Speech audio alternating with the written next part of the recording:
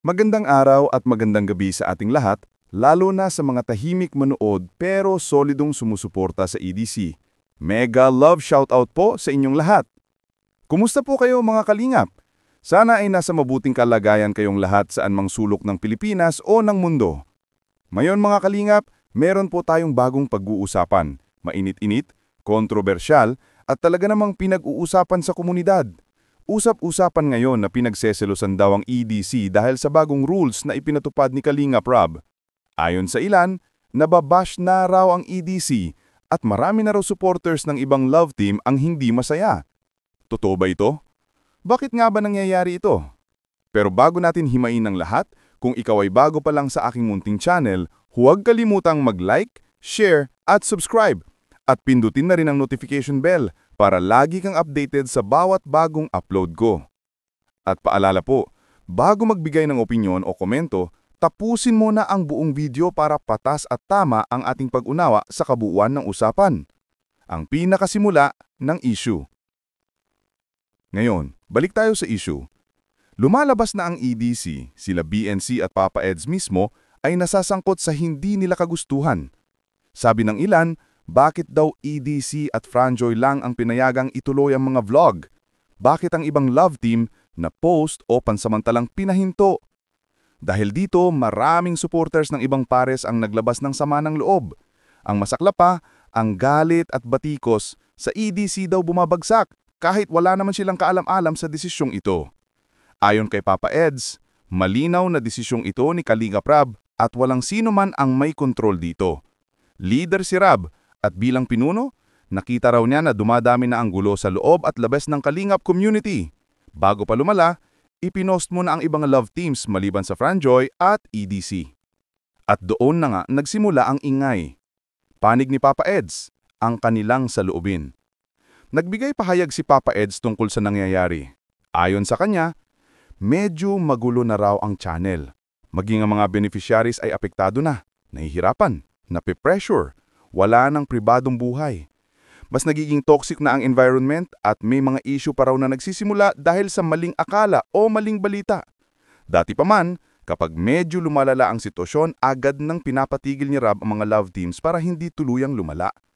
Ayon pa kay Papa Eds, dapat magtiwala ang lahat sa desisyon ni Kalingap Rob dahil para rin ito sa kabutihan ng bawat love team.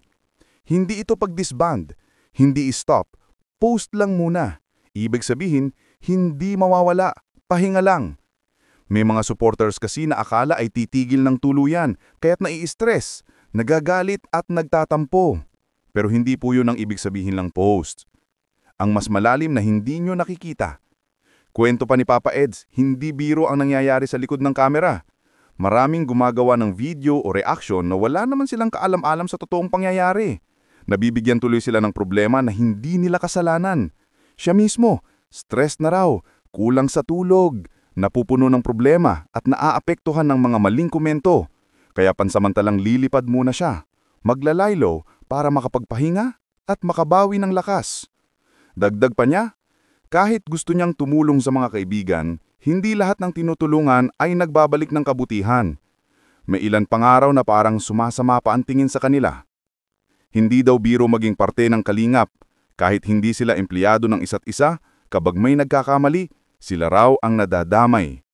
Pagtatapos, ang mensahe para sa komunidad.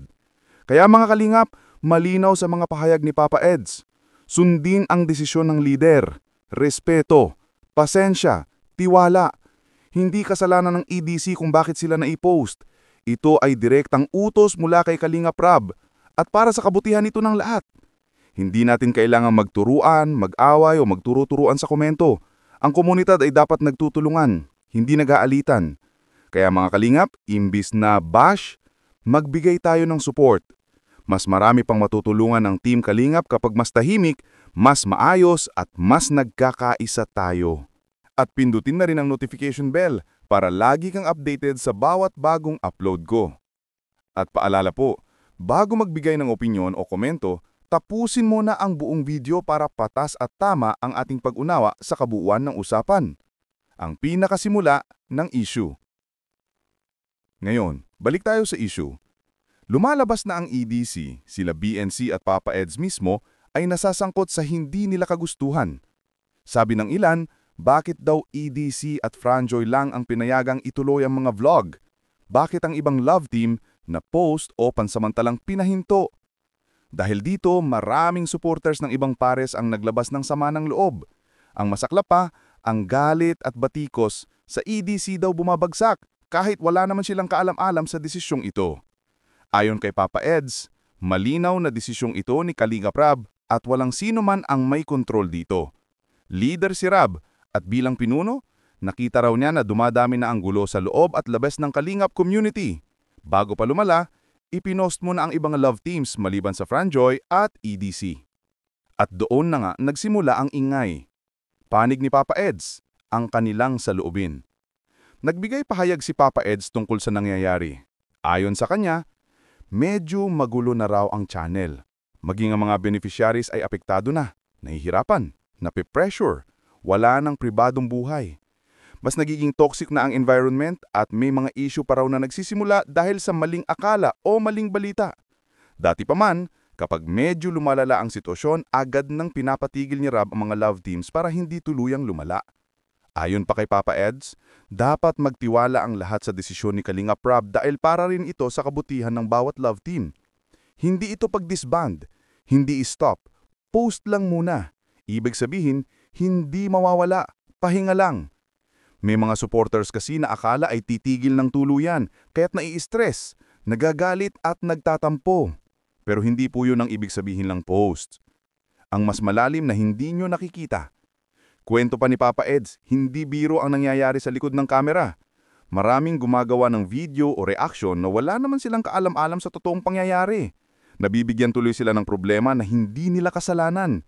Siya mismo, stress na raw, kulang sa tulog, napupuno ng problema at naaapektuhan ng mga maling komento. Kaya pansamantalang lilipad muna siya, maglalaylo para makapagpahinga at makabawi ng lakas. Dagdag pa niya, kahit gusto niyang tumulong sa mga kaibigan, hindi lahat ng tinutulungan ay nagbabalik ng kabutihan. May ilan pang araw na parang sumasama pa ang tingin sa kanila. Hindi daw biro maging parte ng Kalingap, kahit hindi sila empleyado ng isa't isa, kapag may nagkakamali, sila raw ang nadadamay. Pagtatapos, ang mensahe para sa komunidad.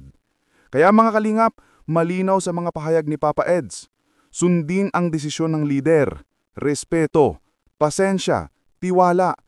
Hindi kasalanan ng EDC kung bakit sila naipost. Ito ay direktang utos mula kay Kalingap Rab at para sa kabutihan nito ng lahat. Hindi natin kailangang magturuan, mag-away o magturo-turuan sa komento. Ang komunidad ay dapat nagtutulungan, hindi nag-aalitan. Kaya mga Kalingap, imbis na bash, magbigay tayo ng support. Mas marami pang matutulungan ng Team Kalingap kapag